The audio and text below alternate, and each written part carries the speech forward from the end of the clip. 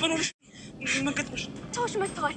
የዝና ሰዎች ናቸው መሰለኝ። በመስኮት አምልጬ ነው የመጣሁት።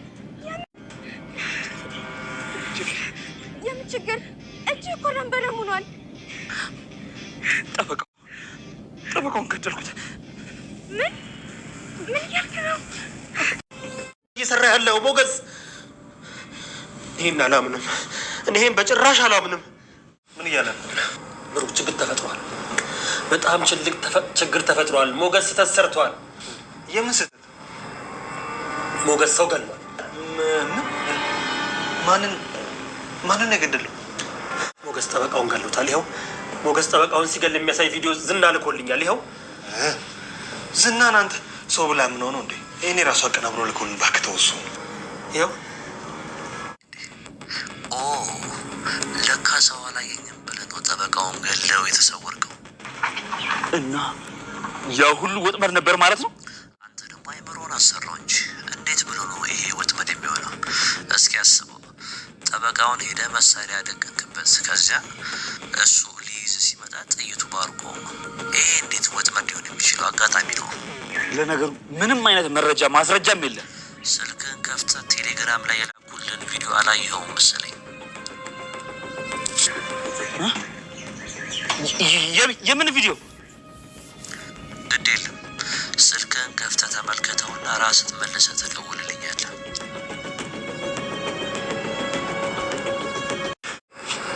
ብሩኬ ነገሩን ሳይሆን አይቀርም። መድብል ሄሎ አለ። ሄሎ መድብል። ሞገስ እየሰማሁ ነው።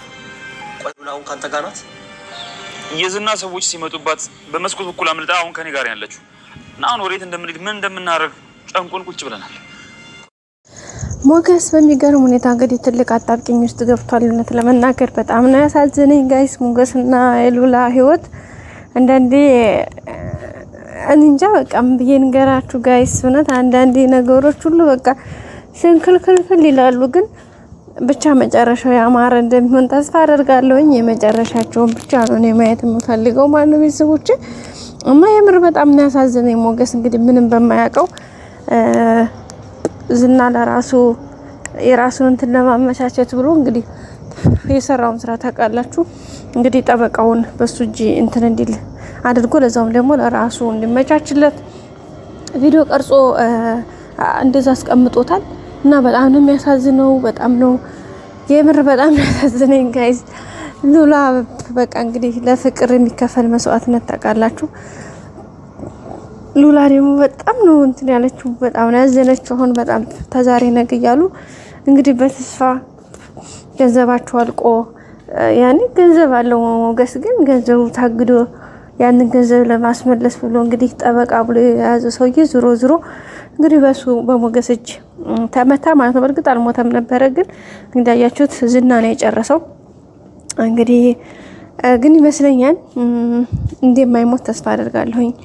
እንደዛውም አድርጎ ይተርፋል ብዬ ተስፋ አደርጋለሁ። እንግዲህ እነ መድብል ሄዶ እንዳረጋገጠው እንግዲህ ድንኳን ተጥሎ ለቅሶ ቤተሰብ እንደተቀመጠ ነው እንግዲህ ያመጣው ኢንፎርሜሽን። እና አስባችሁታል? ይሄ ከሞተ ቢያንስ እንደ ድራማም ቢሆንም ግን ብቻ በቃ ህይወት ምን አይነት መሰናክሎች በቃ ማለት በጣም አንዳንዴ የሆነ ነገሮችን የሆነ ታልፉታላችሁ አይደል? የሆነ ታልፋላችሁ ምናምን፣ ግን የሆነ ቦታ ላይ በጣም ነገሮች ከባድ ይሆናሉ። አሁን እንግዲህ ሉላ ታውቃላችሁ ከዝና ጋር ሆነ ያሳለፈችውን ብዙ አመታት ስቃይ በቃ በጣት የማይቆጠሩ አመታትን ከ10 አመት በላይ እንግዲህ በዚህ ቤት ይሄን ሁሉ ያደረገችው እንግዲህ ከዝና ጋር ያን ሁሉ ዘመን እንድትሰቃይ የመረጠችው ያው ሞገስን ላለማስገደል።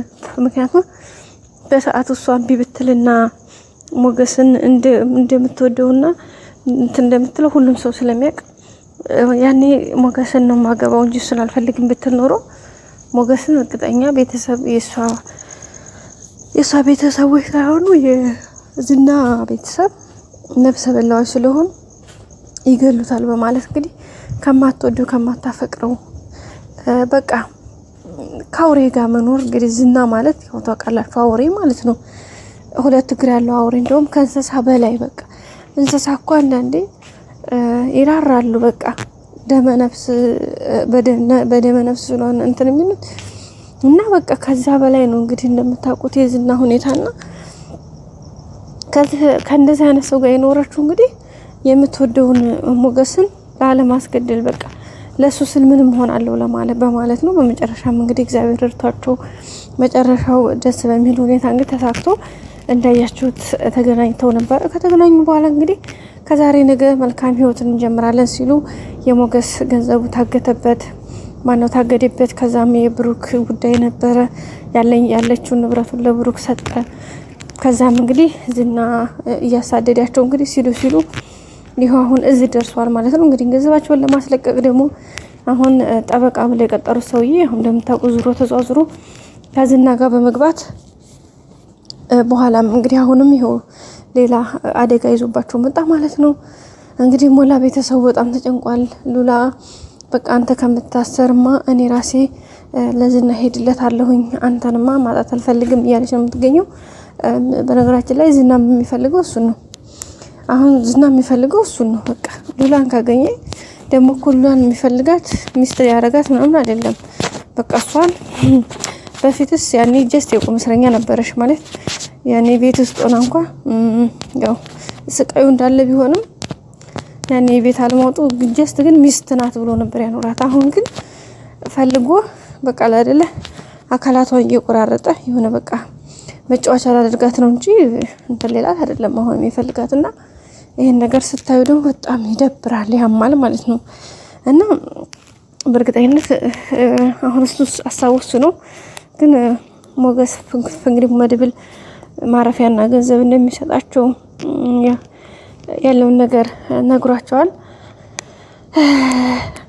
ሞገስም እንግዲህ በቃሽ ያለኸኝ አንተ ነህ እያለ ነው። ብቻ ግን ያ ሰውየው ባይሞት ደስ ይላል እውነት ለመናገር ማለት ነው። ምክንያቱም ምንም የሚፈጠር ነገር የለም እሱ ደህና ከሆነ ሁሉም ነገር ምክንያቱም ሁሉም የራሱን ጥቅም ለማስከበር ስለሆነ ይህን ያክል የከፋ ነገር አይፈጠርም። አለዛ ግን ምንም እንትን የሚል ነገር የለም ማለት ነው። ዝና እንግዲህ አዙሮ ጠበቃውም እንግዲህ ሉላን ሳላገኝ ብሎ ነው እንግዲህ ሁሉ ነገር ያደረሰው ታውቃላችሁ አይደለ? ሉላን በቃ የሰው ሚስት ላይ ካልወጣሁ ብሎ በመጨረሻ እንግዲህ ይሄው እስከ ህይወት መጥፋት ድረስ አንዳንዴ ተንከሴስ ሰው በቃ በዚህ ልክ ነው። ካሁን ቀደም እንግዲህ እንዳያችሁት ትትናን ራሱ ባገኝበት አጋጣሚ እሷን እንትን ካላልኩ ብሎ እዛ ያው ትትና በራሷ እንትን ከዛም ዝና ሲደርስ ተረፈች እንጂ በቃ እንግዲህ ጠበቃው የሆነ ተንከሲስ ነውና ለሳውዲያ ነው። አንዳንድ ሰው ይዞ ማች ነው ታውቃላችሁ? ይዞ ማች የሚባል አማርኛ ታውቃላችሁ? አንዳንድ ተንከሲስ ሰው ራሱን ችሎ የሆነ እንትን ውስጥ አይገባም። ይዟችሁ ሊሟሟት ነው የሚፈልገውና በቃ በዛ ልክ ነው። እና አሁንም ይሄን ጠበቃውን ያየሁት እሱ ነው። ዝና እኔ በቅርቡ እንደው ዝናን ማለት ነው ጋይስ ዝና ወጥመድ ውስጥ የሚገባበት ሰዓት ነው እኔ ናፈቀኝ። ግን እኮ አይቀርም በእርግጠኝነት። ግን በቃ እንደዚህ አሁን ብሩክን ያን ያክል አሰቃይ አሁን ደግሞ አሰቃይቶ እንደዛ አሁን ደግሞ እዚህ ጋር ሞገስን ይሄው እንግዲህ አሁን አስባችሁታል። በጣም ከባድ ነው። የሆነ ሰው የሰውን ህይወት አጥፍቶ በእንግዲህ ማለት ምንም አይነት እንትን ቢሆን ምንም ሀገራችን ላይ ህግ የለም ቢባል ሞገስ የማይያዝበት ምንም ጥያቄ የለም። በተለይ ደግሞ እንደምታውቁት የዝና የስናት ደግሞ ብዙ ሰዎች አሏቸው።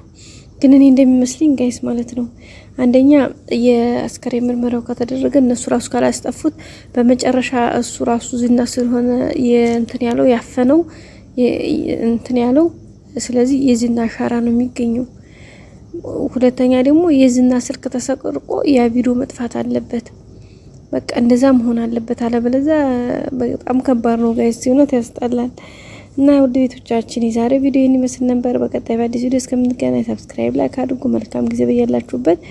ቤተሰቦች ላይክ ያደረጋችሁ ላይክ፣ ሰብስክራይብ ያደረጋችሁ ደግሞ ሰብስክራይብ በማድረግ የደወል ምልክቱን በማጥቆር ሁሌም አብራችሁን ሁኑ እንላለን። መልካም ጊዜ ቤተሰቦቻችን።